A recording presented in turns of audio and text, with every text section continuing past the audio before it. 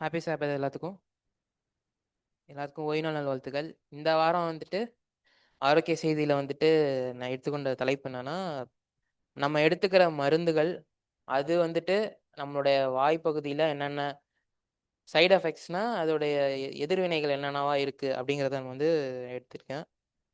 அதாவது நம்ம 2 நாள், 3 நாள் எடுத்துக்கிற மருந்துகள் பத்தி இல்ல. நம்ம நாள், மாத கணக்கா, வருஷ கணக்கா எடுக்கிற மருந்துகள்னால ஏற்படுற சைட் எஃபெக்ட்ஸ் தான் இந்த நாள்ல பார்க்க போறோம். எத்தனை பேர் வந்து தினைக்கும் மருந்து எடுத்துக்கிறீங்க? இங்க இருக்கிறவங்க. நீங்க எடுத்துக்கிறீங்க. ஓகே. ஸோ அதுல நம்ம வாய் பகுதியில என்னென்ன மாற்றங்கள கொண்டு வருது அப்படிங்கிறத மட்டும் பார்ப்போம். முதல்ல நம்ம வாய் வந்துட்டு அ ஈரப்பதம், அதாவது ஈரப்பதம்ங்கிறது நம்ம ஈரப்பதம் அற்று அப்படியே காய்ந்து போகுது. அதான் அது ட்ரை மவுத்துன்னு சொல்றாங்க. எப்படின்னா, நம்மளோட உமிழ்நீர் சுரக்கிறது வந்து கம்மியாவுது. நம்ம எடுத்துக்கிற அதாவது நம்ம மாத கணக்கா எடுத்துக்கிற இந்த இதனால நமக்கு வந்து வாயில உமிழ்நீர் சுரக்கிறது வந்து கம்மியாகி, வாய் காய்ந்து போகுது அப்படிங்கிறத பார்க்குறோம். எப்படின்னா வந்துட்டு நம்ம வாய்க்கு வந்துட்டு உமிழ்நீர் சுரப்பிகள்னு இருக்கு. அதாவது நம்ம கன்னத்துல 2 பக்கம், நாக்குக்கு கீழ ஒரு 4 மொத்தம் 6 மெயின் பெரிய சுரப்பிகள் வந்து ஒரு 6 இது இருக்கு. அது இல்லாம மேல் அன்னத்துல வந்துட்டு சில சில சின்ன சின்ன உமிழ்நீர் சுரப்பிகள்லாம் இருக்கு. இதெல்லாம் வந்துட்டு இந்த நம்ம நாள்பட்ட அதாவது மாத கணக்கா எடுத்துக்கிற இந்த மருந்துகள்னால வந்துட்டு அந்த உமிழ்நீர் சுரக்கிறதோட அந்த சுரப்பிகளோட இது வந்து மூடப்படுது. இல்லன்னா, அதோட தன்மை வந்து கம்மியாகுது. சுரக்கிற ஒரு இது வந்து கம்மியாகி, கம்மியாகி நம்ம வாய் வந்துட்டு அ ட்ரை ஆகுது அப்படின்னு சொல்றாங்க. ஸோ, இதனால நமக்கு என்ன ஆகுதுன்னா, ஈஸியா நம்ம வாயில வந்துட்டு கண்டிப்பா நல்ல பாக்டீரியாவும் இருக்கும், கெட்ட பாக்டீரியாவும் இருக்கும். ஸோ, அந்த கெட்ட பாக்டீரியா வந்துட்டு இந்த உமிழ்நீர் சுரக்கிறதுனால, அதோடைய பெ குரோத், அதாவது அந்த அதோடைய இது வந்து அதிகமாகி, நமக்கு வந்துட்டு அ இன்ஃபெக்ஷன் காஸ் பண்ணுது. ஏதாவது நோய் காஸ் பண்ணுது. இல்லன்னா, ப பல் சொத்தையா வரதுக்கு கூட காஸ் பண்ணுது அப்படின்னு சொல்றாங்க. ஸோ, இந்த மாரி தான் ஆகும். நாக்கு வந்துட்டு அப்படியே வறண்டு போயி, அப்படியே அத சுத்தி இருக்கிற அ உள் பக்கம் இருக்க கன்னம் அதெல்லாம் வந்து ட்ரை ஆயி, இந்த மாரி நமக்கு இன்ஃபெக்ஷன் ஆகும் அப்படின்னு சொல்றாங்க. ஸோ, இது மெயினா எது எதுன்னா, நம்ம ஆஸ்துமாக்காண்டி எடுத்துக்கிற இன்ஹேலர்ஸ் இருக்குல்ல, அது நம்ம யூஸ் பண்றதுனால, அப்புறம் நம்ம ஏதாவது அலர்ஜின்றதுனால நமக்கு ஏதோ ஒரு அலர்ஜி இருக்கும். அதுக்காண்டி நம்ம யூஸ் பண்ற அந்த மருந்து, நமக்கு ஏதாவது ஸ்ட்ரெஸ்ஸா இருக்கிறதுனால ஆன்டி டிப்ரசன்ட்ன்னு எடுப்போம். மன அழுத்தத்த குறைக்கிறதுக்காண்டியான இது. அப்புறம் ஏதாவது மன வித மனவியல் சம்மந்தமான நோய் இருக்கிறவங்க எடுத்துக்கிற மருந்து. இதனால வந்துட்டு நமக்கு இப்படி ஆவுது. அடுத்து பிபிக்காண்டி எடுத்துக்கிற அ மாத்திரைகள். அதுல வந்துட்டு இது இதனால வந்துட்டு நமக்கு வந்துட்டு பிரச்சனையா ஏற்படுது அப்படின்னு சொல்லிட்டு பார்க்குறோம். அடுத்தது வந்துட்டு நம்மளோட வாயோட எவுரு வந்துட்டு வீங்கிக்கிறது. ஆனா இந்த வாய் எவுரு வீங்குறது வந்துட்டு நமக்கு வலி இருக்காது. ஆனா அது அது வந்து வீங்கிக்கிட்டே இருக்கும் அப்படின்னு பார்க்குறோம். இது வந்துட்டு எப்படின்னா, நம்ம அந்த எடுக்கிற மாத்திரையினால வந்துட்டு, அ அந்த எவுரு வந்துட்டு தானா வந்துட்டு வீங்க ஆரம்பிக்கும். கொஞ்சம் கொஞ்சமா வீங்க ஆரம்பிக்கும். அந்த வீங்க ஆரம்பிக்கிறது வந்துட்டு, நம்ம அந்த வாயில இருக்கிற கெட்ட பாக்டீரியாக்கள்னாலயும் சீக்கிரமா வந்துட்டு அது வந்து வீங்க வைக்குது. அதனால வந்துட்டு நமக்கு பல்லு வந்து ஆட ஆரம்பிக்கும். கடைசியில வந்துட்டு நம்ம பல்லே அந்த இடத்துல வந்து பல்ல இழக்கிற மாரியான ஒரு நிலைமைக்கு போயிரும் அப்படின்னு பார்க்குறோம். ஸோ இந்த மாரி தான் இருக்கும். இந்த மாரி தான் இருக்கும். நம்ம நாள்பட்ட டைம்ல வந்துட்டு இந்த குறிப்பிட்ட மாத்திரைகள் நான் அடுத்து காட்டுறேன். என்னென்ன மாத்திரைகள்னு சொல்றேன். அந்த மாத்திரைகள்லாம் வந்து நம்ம எடுக்கிறதுனால வந்துட்டு இந்த மாரி தான் பல்ல சுத்தி பல்லையே மூடுற அளவுக்கு வந்துட்டு அந்த எவுரு வளர ஆரம்பிக்கும். இந்த மேல இருக்கிறது பார்த்தீங்கன்னா, பல்லையே பாதி பல்லையே வந்து மூடிருச்சு. கீழ பார்த்தீங்கன்னா, அங்கங்க வீங்கி வீங்கி இருக்கு பாருங்க. இந்த மாரி தான் ஆகும். நம்ம வந்து அந்த மாத்திரைகள் எடுக்கிறதுனால. ஸோ என்னென்ன மாத்திரைகள்னா வந்துட்டு, நம்ம வந்து வலிப்பு வரும்ல. சில பேருக்கு வந்து வலிப்பு வரும். அந்த வலிப்பு வந்து தடுக்கிறதுக்காண்டி எடுக்கிற அந்த மாத்திரைகள்.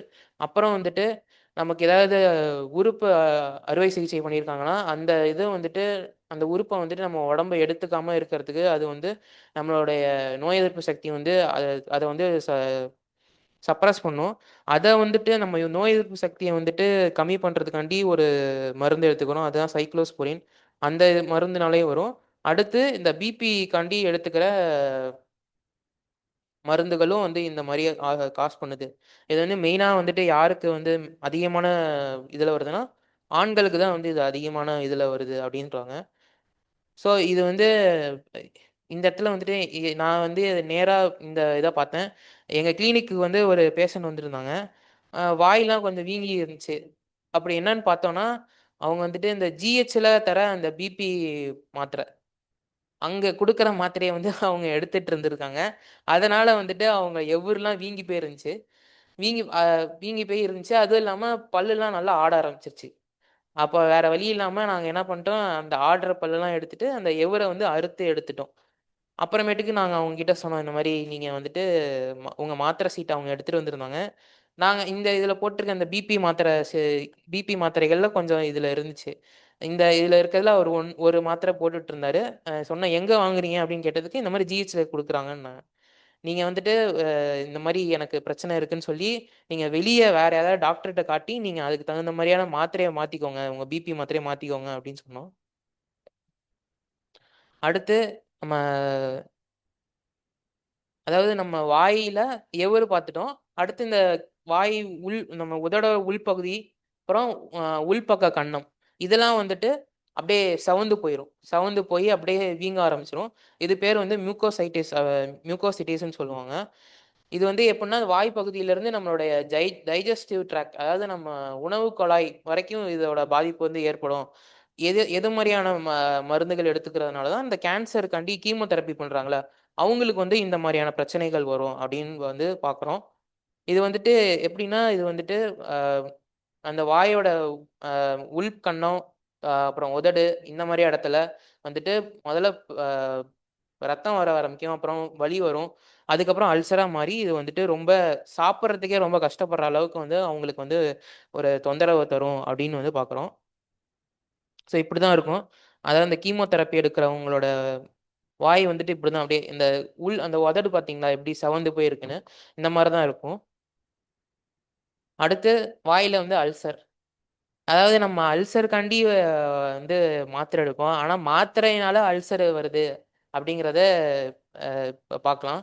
இது வந்துட்டு எப்படி வருதுன்னா, அ அல்சர் வந்துட்டு சில மாத்திரைகள்னால வருது. இந்த மாரி தான் இருக்கும் பாக்க. அதாவது சின்ன சின்ன இடத்துல அ வெள்ளையா இருக்கும். அத சுத்தி வந்து சிவப்பு கலர்ல இருக்கும். இது வந்துட்டு மெயினா இந்த மேல் அன்னத்துல, அப்புறம் இந்த உள் உதடு பக்கத்துல வந்துட்டு மெயினா வருது. எதனாலனா ஆஸ்பிரின் அதாவது இதயம் சம்மந்தமான நோய்களுக்கு எடுக்கிற மருந்துனால வருது. பெனிசிலின் அதாவது ஆன்டிபயோட்டிக் வந்து அ நாள்பட்ட அதாவது ரொம்ப நாளா எடுத்துக்கிறவங்ககிட்ட தான் வருது. அப்புறம் இந்த ஃபெனிடாயின் அதாவது இந்த வலிப்பு வரவங்க கிட்ட வரதுனால வருது.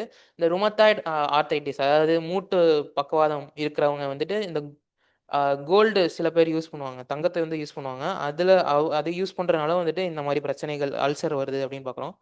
அடுத்து அ நம்மளோட வாயில இருக்கிற சுவை தன்மையே மாறுற அளவுக்கு வந்துட்டு இந்த மருந்துகளுடைய கெடுதல் வந்து இருக்கு அப்படின்னு பார்க்குறோம். அதாவது நம்ம சா சா மத்த சாப்பிடுறப்ப வந்துட்டு நமக்கு ஏதாவது ஒரு இரும்பு டேஸ்ட் பண்ண மாரியான ஒரு இது வரும். அதுதான் வந்துட்டு இந்த பண்ணுது. இது இரும்பு டேஸ்ட் பண்ண மாரியோ, இல்ல ரொம்ப உப்பா இருக்கிற மாரியோ, இல்ல ரொம்ப கசக்கிற மாரியான ஒரு தன்மைய வந்து மெயினா அது வந்துட்டு நம்ம நார்மலா சாப்பிடுற சாப்பாட்டுல அந்த ஒரு தன்மைய கொண்டு வர அளவுக்கு வந்து இந்த மருந்துகள் வந்து பக்க விளைவுகள் உடையதா இருக்கு அப்படின்னு பார்க்குறோம். இதுக்காண்டி நம்ம என்ன பண்ணணும்னா, அந்த மாத்திரைகள வந்துட்டு கம்மி பண்ணிட்டு, அ கொஞ்சம் கொஞ்சமா வந்துட்டு இந்த அதாவது கம்மி பண்ணி, கம்மி பண்ணி ஒரடியா வந்துட்டு அத நிப்பாட்டுறது தான் இதோட மெயின் இது அப்படின்னு சொல்றாங்க. இது என்னென்ன வருதுன்னா, இந்த நம்ம அலர்ஜிக்காண்டி எடுக்கிறது, அப்புறம் அ மெயினா வந்துட்டு இது வந்துட்டு நம்ம வந்துட்டு இந்த இரும்பு சத்து கம்மியா இருக்கிறவங்க. அவங்க மெயினா நம்ம இதுல இப்ப ஜெனரலா பார்த்தோம்னா, இந்த ஆஸ்துமா பேஷண்ட் அ அதான் இந்த சர்க்கரை நோய்க்காண்டி எடுக்கிறவங்க, அப்புறம் இரும்பு சத்து கம்மியா இருக்கிறவங்க, இந்த இரும்பு சத்து மாத்திரை போடுவாங்க. அவங்களுக்கெல்லாம் வந்துட்டு இந்த மாரி மெட்டாலிக் டேஸ்ட் அதாவது இந்த இ இரும்பு சத்து அதாவது இரும்பு டேஸ்ட் பண்ண மாரியே இருக்கும். சாப்பாடு சாப்பிடுறப்ப நார்மலா நமக்கு இருக்கிற சுவை தன்மை அவங்களுக்கு இருக்காது. ஒண்ணு கசப்பா இருக்கும், இல்லன்னா ரொம்ப உப்பா இருக்கிற மாரி இருக்கும். இல்லன்னா இந்த இரும்பு சத்து அதிகமா எடுத்துக்கிட்ட மாரியான ஒரு ஃபீல் இருக்கும் அவங்களுக்கு. அடுத்து பல்லு வந்துட்டு கலர் மாறுறது. அதாவது இது வந்து 1950லயே வந்துட்டு இத வந்து கண்டுபிடிச்சிருக்காங்க. அதாவது இந்த டெட்ராசைக்ளின் அப்படின்னு ஒரு ஆன்டிபயோட்டிக் இருக்கு. அதாவது அ நமக்கு வாயில ஏதாவது பிரச்சனை வந்தாலோ, அ அதாவது நம்ம பல்லு கிளீன் பண்ணிட்டு இத எடுக்க சொல்லுவாங்க. அது வந்துட்டு அ எப்படின்னா, நம்ம நம்ம சாப்பிடுறனால கர்ப்பிணி அதாவது பிரெக்னன்ட்டா இருக்கவங்களோட குழந்தைகளுக்கு வந்துட்டு அந்த பல்லு வந்து கலர் மாறும். அவங்க பொறந்து அவங்களுக்கு பல்லு முளைக்கிறப்ப அவங்களுக்கு பல்லு கலர் வந்து ஒரு மாரி ப்ரவுன் கலர்ல வந்திருக்கும். அது எப்படின்னா வந்துட்டு, அந்த மாத்திரை வந்துட்டு நம்ம சாப்பிடுறப்ப, அந்த மாத்திரையில இருக்கிற சில கெமிக்கல் வந்து கால்சியமோட போய் இதாயிரும். ஸோ, அந்த கால்சியம் எங்கலாம் மெயினா இருக்கு? எலும்புல இருக்கு, பல்லுல இருக்கு. ஸோ, அந்த எலும்புலயும், பல்லுலயும் வந்துட்டு இந்த வந்து டிஸ்கலரேஷன வந்து ஃபார்ம் பண்ணுது. கலர வந்து மாத்துது அப்படின்னு சொல்றாங்க. அ அதனால வந்துட்டு இத கண்டுபிடிச்சதுக்கப்புறம் இந்த மாத்திரைய வந்துட்டு அவ்வளவா யூஸ் பண்றது பேன் பண்ணிட்டாங்க. ஆனாலும் வந்துட்டு அ இன்னும் சில அ மாத்திரைகள் இருக்கு. இதனால க இது பண்றது. இப்படிதான் இருக்கும் அவங்க பல்லு. அதாவது ரொம்ப டிஸ்கலர் ஆன மாரி இருக்கு பாருங்க. இந்த தாத்தாவோட பல்ல பார்த்தீங்கன்னா, எவ்வளோ டிஸ்கலர் ஆயிருக்கு. அதாவது அவர் வருஷக்கணக்கா வந்து அந்த மாத்திரை எடுத்ததோட பின்விளைவு தான் இது. இது வந்து ஆரம்ப ஸ்டேஜு. இது வந்து மஞ்ச கலர்ல இருந்து அப்படியே ப்ரவுன் கலரா மாறுது. இது வந்துட்டு லைட்டா அங்கங்க கோடு கோடா வந்து ப்ரவுன் கலர்ல வந்திருக்கு பாருங்க. இப்ப அதாவது அந்த டெட்ராசைக்ளின்றத வந்து பேன் பண்ணிட்டாங்க. ஆனா, இப்ப வந்துட்டு நம்ம எந்த மாத்திரைகள்னா, இந்த அமாக்ஸிலின் கிளாவனேட் அதாவது அமாக்ஸ் மாத்திரை மட்டும் இல்லாம, இப்ப அது கூட சேர்ந்த இன்னொரு காம்பினேஷன்ல போடுற மாத்திரையினால வந்து இதாவுது. டாக்ஸிசைக்ளின்ற ஒரு இது அதாவது டெட்ராசைக்ளின் அதான் அந்த மாத்திரையோடைய அடுத்த ஜெனரேஷன்கள்ல வர மாத்திரை இந்த மாத்திரை. இந்த மாத்திரைய வந்து உட்கொள்றதுனால வந்துட்டு அதாவது நாள்பட்ட நாள்ல மாதக்கணக்கா உட்கொள்றதுனால ஏற்படுற பின்விளைவு. குளோரெக்சிடின் அதாவது குளோரெக்சிடின்னா நம்ம மவுத் வாஷ் இருக்குல்ல, அது வந்துட்டு நம்ம வந்துட்டு தெனைக்கும் நம்ம வந்து அத தண்ணீல கலந்து குடிக்கிறதுனால வந்துட்டு, ஒண்ணு பல்லோட கலர் மாறும். இன்னொன்னு வந்துட்டு நம்ம சுவை தன்மை வந்துட்டு கம்மியாகும் அப்படின்னு சொல்றாங்க. ஸோ இதுதான் வந்துட்டு நம்ம மெயினா வந்துட்டு வாயில ஏற்படுற பிரச்சனை. ஸோ இதிலருந்து நம்ம என்ன கத்துக்கலாம்னா, ஒரு பழமொழி தான். "விருந்தும் மருந்தும் 3 நாள் தான்." அப் அதுக்குன்னு வந்துட்டு நம்ம வந்து பிபிக்கு வந்து மாத்திரை எடுக்காம இருக்கக்கூடாது. அப்படின்னு நான் சொல்ல வரல. நீங்க எடுக்குறீங்கன்னா, உங்க வாயில எப்படியும் உங்களுக்கு மாற்றம் இப்ப நான் சொல்ற மாற்றங்கள்ல ஏதாவது உங்களுக்கு இருந்துச்சுன்னா, கண்டிப்பா நீங்க பார்க்குற டாக்டர்ட்ட போய் சொல்லி, "எனக்கு இந்த மாரி பிரச்சனை இருக்கு. எனக்கு இந்த மாரி சைட் எஃபெக்ட்டே இல்லாத மாத்திரைய குடுங்க." அப்படின்னு நீங்க சொல்லி இது பண்ணுங்க. உங்களுக்கு தெரிஞ்சவங்களுக்கும் இந்த மாரியான ஒரு விழிப்புணர்வ வந்து ஏற்படுத்துங்க. வாய்ப்பு கொடுத்த தேவனுக்கு நன்றி.